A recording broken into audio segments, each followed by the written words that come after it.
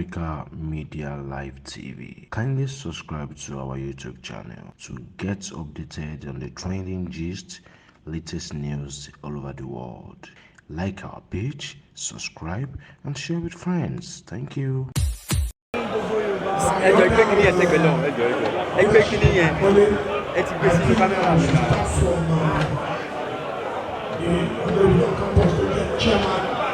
of the government.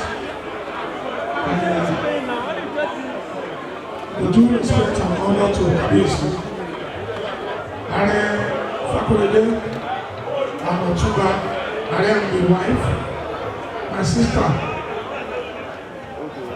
the wife of our leader, Ayaba Jolade,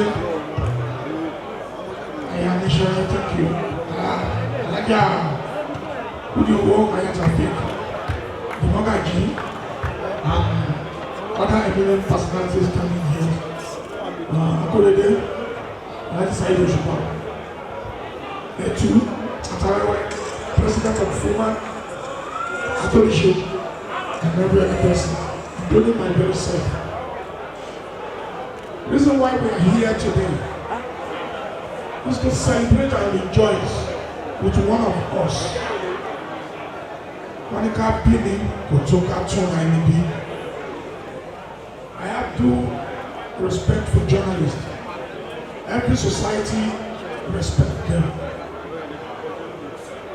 Why? Because some might not truly and really respect them. Maybe for fear of journalists don't write something about me. But we enjoy tremendous support and association and relationship with the journalists, both the print and the visual. And that has greatly helped us in our choosing career, in the society that we belong to this very moment. Having said that, I have two reasons to glorify God this minute we are standing. We are here to rejoice with someone who chooses a noble profession with a lot of sense of respect and discipline. Allah Muhammad, you humble yourself right from the lineage you followed, from where you serve tutelage and before you go to be on your own feet and struggling to make a living in such a terrain. And I remember when I had the opportunity to speak with you when you notified me of your coming out with a magazine. We discussed a lot. I said a lot to you. But what was paramount to me at that time is what I said to you repeatedly. I said, I know many journalists.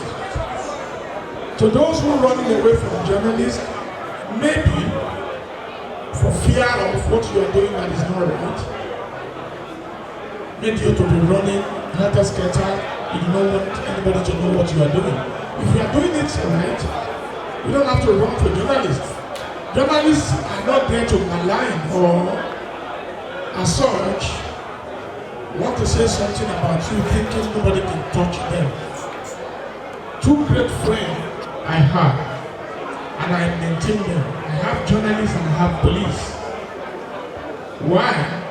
Journalists, they can help you package anything. They can sell anything. They can present anything. Same like me, a musician, who say and promote things. Police, they are good for security. We all know that. So if you have them, thank you. If you have them, you have one of the very best friends. So you don't run away from police. Police is your friend. Don't run away from journalists. Journalist is your friend also. And you did another thing. You preach the relationship between myself and Saheed Osupa You change the perspective. You change the belief many people have in their mind. There was never a time when someone said you should not have problem. Sometimes when you look at musicians, the problem you see with musicians is a problem made by their followership, their fans. My style is better than your style, my style is good than your style. But I take recognizance of one fact that I am older than him in the industry. I'm so long in the industry. I accorded myself respect first because that is what I believe every other person coming across with me will first of all notice. So there is no reason, but you particularly, you preach the religion in such a way that many of the time you seek my words, and that has really helped in channeling a good direction for Saheed. I stand before everybody today to give you that credit, to tell you that you never misplace your priority, and God, in His infinite mercy, shall continue to bless you. You've attained the first 10 years. Whatever you are doing, either in marriage, in business, in friendship, the span 10 years. You should be able to manage the rest for the rest of your life. Any child born up to 10 years, after 10, that child is facing success. In no time, you shall arrive there. I bless you in my capacity today as minor of Yoruba land and Dunia Ashawa, Ola Mohammed, our great people who play trade journalism. What the figure of you now, what is she that I want to work of note in the car or by dinner. What do you know? I tell you, we should share your good bed. Harawo, Dele Momodu, Mayor Akipelu, Kule Bakare, Sheye, Kende, and very many. Tielo ni yatola balo. Tielo ni yatola balo. Apejo pile ni awa di joys pẹ̀lú ẹ. Awa be celebrate ọdún mẹ́wàá. Ọkọ ẹ ò ní takú sí níbà yìí. Eléyìí máa jẹ́ ìbẹ̀rẹ̀ oríire ọ̀tun fún ẹ tó dé ní gbàgbé for the rest of your life. Gbọ́dọ̀ sọ ọ̀rọ̀ lẹ́yìn nípa lábẹ́ sọ àti máa ṣayé kọ́ máa ṣe fàájì lónìí. This I say from the bottom of my heart. Oh, tí o lè kọ̀kọ́, o ṣe máa gbàgbé báyìí lọ. Aláìlúwà, kí o tó di pé a ní kí chairman sọ̀rọ̀, mo rò pé inú àgbà ní ìgbàgbé tí ń bọ̀. Ìjọba yẹn, where we have the president of the government, we should be able to respect that order. So, kábíyèsí, ẹ̀yin aṣàdúrà fún wa, ẹ̀ bá aṣàdúrà fún ọmọ yín. Nítorí pé ó ṣe dáadáa. Mo ní tó bá máa ṣe journalism, kó má fi bú àwọn èèyàn, kó má fi dọ̀tí àwọn èèyàn. Ó dẹ̀ ṣe dáadáa, ìdí tí mo ṣe wà nípa ilé mi náà. Ó dẹ̀ bridge relationship láàrin mi àti Saheed.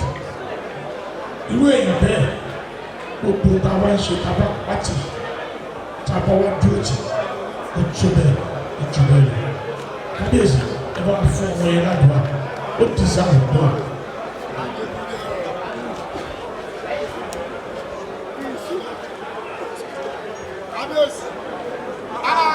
Sèdúró ọ̀nà ìbéèrè. Máyégún General ilẹ̀ Yorùbá ló kí ẹkú àgbà wà ń bẹ̀ yóò ní tìlẹ̀ kú. Ẹ ti ń kó wọn jẹ lásìkò yín Ọlọ́run ní jẹ́ kó wọn sọ́sà ẹ̀ ní kó wọn dànù.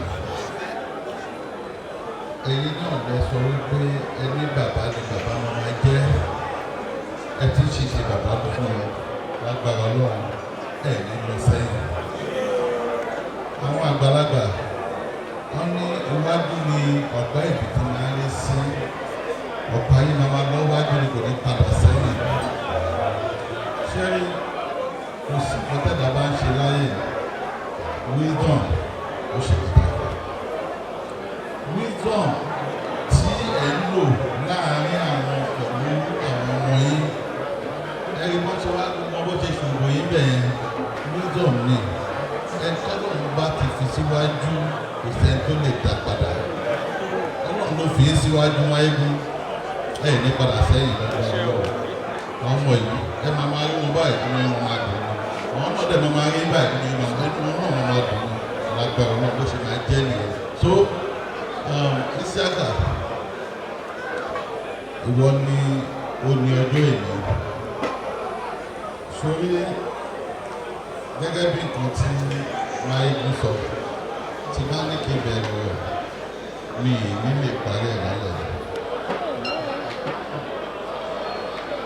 Mo ti fún ẹ lóye mi ìdẹ̀ tí announce ẹ̀ bàbá sọ fún máyégún wọ́n máa announce ẹ̀ ní èmi.